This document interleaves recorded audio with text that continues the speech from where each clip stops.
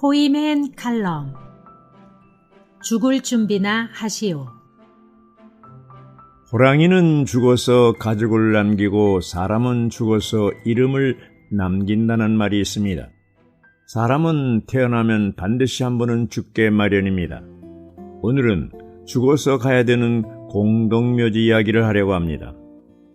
한 사람이 공동묘지를 돌며 묘비들을 읽고 지나가다가 어떤 묘비 앞에서 발길을 멈추게 되었습니다.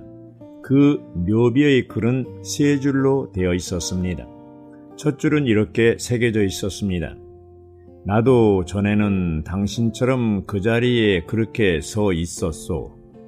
순간 웃음이 터져 나왔습니다.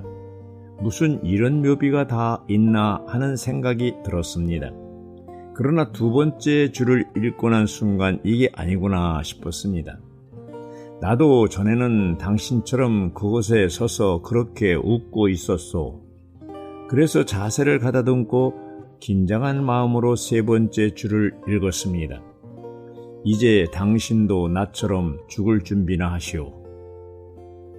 유머러스한 이 짧은 글을 읽었을 때 죽음에 대해서 한 번 더 생각하게 되었습니다. 과연 나는 죽을 준비가 되었는지 자신에게 묻고 싶었습니다. 어떤 사람은 유언장을 미리 써놓고 산다고 합니다. 아직 나는 유언장을 쓰지 않고 있습니다. 도대체 어떻게 해야 죽을 준비를 하는 것입니까? 히브리서 9장 27절에는 이렇게 말하고 있습니다. 한 번 죽는 것은 사람에게 정해진 운명이고 그 후에는 심판이 있습니다. 죽는 것은 정해진 운명이고 죽은 후에는 심판이 있다는 성경 말씀은 거짓이 없는 분명한 진리입니다. 그런데 불신자들뿐 아니라 신자들도 죽은 후의 심판에 대해서 별로 심각하게 받아들이지 않고 있는 것이 문제입니다. 고린도후서 5장 10절 말씀은 이렇게 말하고 있습니다. 왜냐하면 우리 모두가 반드시 그리스도의 심판대 앞에 나타나 각 사람이 선이든 악이든 자기 몸으로 행한 것에 따라 그대로 대갚음을 받기 때문입니다.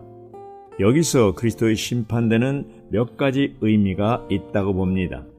첫째는 이 심판대는 반드시 올 것입니다. 두 번째는 믿는 이들의 심판은 언제 이루어지는 걸까요? 천년왕국 전에 그리스도의 재림 때 이루어집니다. 세 번째는 어디서 이루어지는 걸까요? 모든 믿는 이들이 휴거되는 공중에서 이루어집니다. 네 번째, 심판의 결과는 무엇일까요? 1000년 동안 보상과 징계가 주어집니다. 보상은 그리스도와 함께 1000년 동안 왕노릇하는 것이고 징계는 슬피 울며 이를 가는 생활을 하는 것입니다.